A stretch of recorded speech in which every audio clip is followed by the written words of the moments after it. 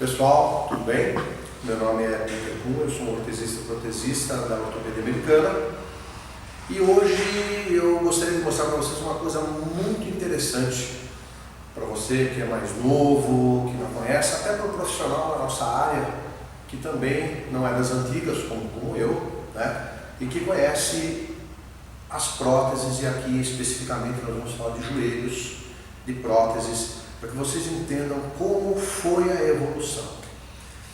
Antigamente, isso há 200, 300 anos atrás, os joelhos de prótese, eles muitas vezes eram fixos, não havia movimento no joelho, né? Com o tempo foram se criando algumas novidades, algumas coisas interessantes, todas obviamente sempre feitas em alumínio, madeira ou aço. E a primeira prótese interessante, na minha opinião, foi uma prótese chamada aqui de Stride, joelho de Stride. É um joelho alemão, mas ele é um marco histórico dentro da nossa profissão, porque vocês vão entender como foi que surgiu o sistema de freio nos joelhos. Foi através desse joelho aqui. Então vocês estão vendo aqui que ele imita de fato, né, côndilo femoral, tá? E como é que funciona esse joelho? É muito simples. Quando você está na fase de balanço, levando ele para frente, você não coloca o peso. Então, essas duas partes são distanciadas uma da outra, tá? E ela permite o movimento de flexão, ok? Então, esse é um movimento de balanço, sem problema nenhum. No momento em que a pessoa vai pisar com a prótese e colocar o peso, essa parte de cima da prótese encosta na parte de baixo e com isso ela trava. Simples assim. Então, repetindo, nesse momento aqui não tem peso, ela faz o balanço, tá? Numa boa, tá? Com a própria força, não existe nenhum impulsor como hoje, eletrônico, né? Hidráulico ou pneumático, né? Então ela vai muito bem aqui. Quando você bota o peso, claro que essa parte aqui encosta na parte de baixo e ela trava. Então isso foi o início do joelho de freio. Então esse joelho é um joelho alemão, chamado joelho de Stride. Nós tínhamos uma paciente, que ainda está viva, ela usou esse joelho até uns 10 anos atrás.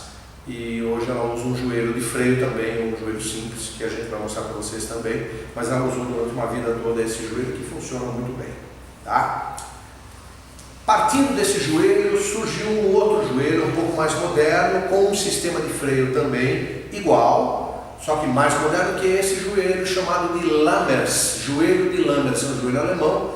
Esse aqui dos anos 60, assim como esse talvez tenha vindo nos anos 50, 40, tá? E depois, e muito usado ainda nos anos 60. Como é que funciona esse joelho?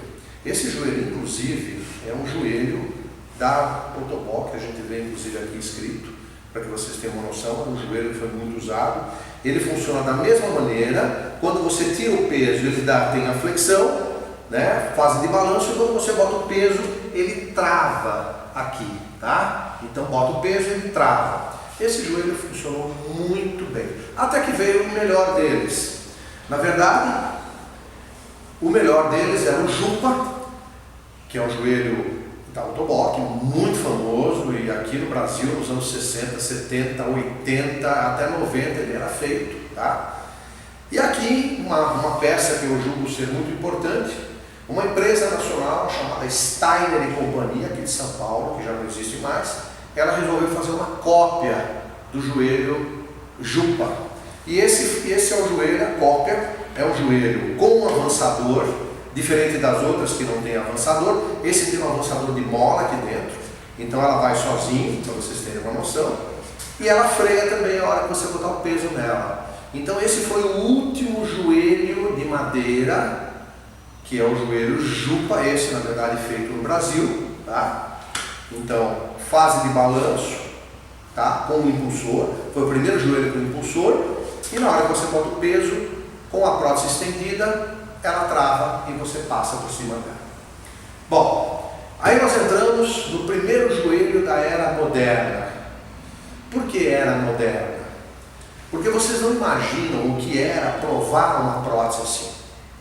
Primeiro que os encaixes no início eram feitos e esculpidos na madeira, isso depois mudou para a laminação, que se tornou mais fácil.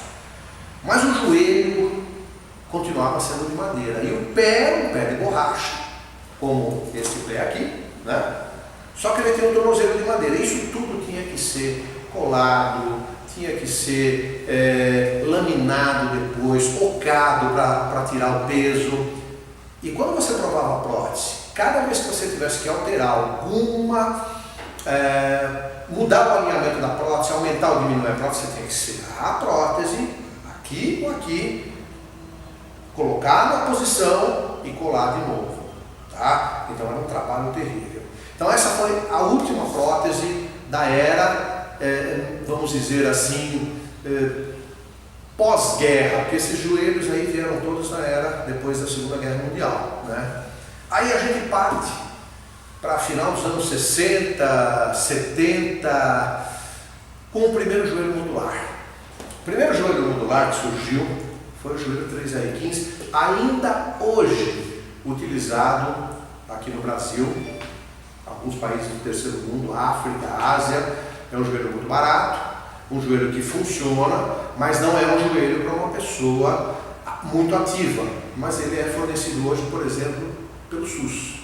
Então esse joelho, o que ele é? É um joelho de freio, como esses todos, só que um pouco mais moderno. E ele é modular. O que quer dizer modular? Ele vem em módulos. E o que te facilita aqui? Bom, primeiro, o peso é mais leve. E segundo, se eu tiver que mudar a altura, eu tiro o tubo fora, corto a altura, coloco, não preciso colar nada. Se eu tiver que alterar a posição, eu tenho aqui parafusinhos que me fazem colocar para varo, rotar a prótese, joelho para dentro, para fora, assim como o pé. Então isso facilitou muito. E falando do joelho, aqui nós temos o joelho, né, que é o famoso 3R15, que é um joelho que funciona muito bem. Tá? Ele tem um avançador de mola, né? Então ele leva na fase de balanço o joelho para frente, e nesse momento, assim como os outros, quando você estende a prótese, o joelho, e coloca o peso, ele trava. Então até hoje é um sistema extremamente seguro, né? E foi esse tipo de joelho que iniciou a era moderna dos componentes de prótese. A partir deste joelho vieram os joelhos policêntricos, vieram os joelhos com avançadores hidráulicos, pneumáticos, depois vieram, obviamente, as próteses com controle computadorizado, né? Via Bluetooth hoje, inclusive, e as coisas têm avançado bastante. Então, eu acredito que, tendo mostrado isso para vocês, vocês têm noção de como é que as coisas funcionaram, né? E muito interessante saber que este joelho aqui, o joelho de Stride, foi o primeiro joelho com um sistema de freio, isso nos anos 40, anos 50, e que dele houve essa evolução, o joelho de Lammers, o joelho Jupa e, enfim, o primeiro joelho modular. Eu espero que eu tenha conseguido passar para vocês um pouquinho da história, para vocês entenderem. As coisas evoluíram, eu tenho certeza que vão evoluir muito mais ainda, né?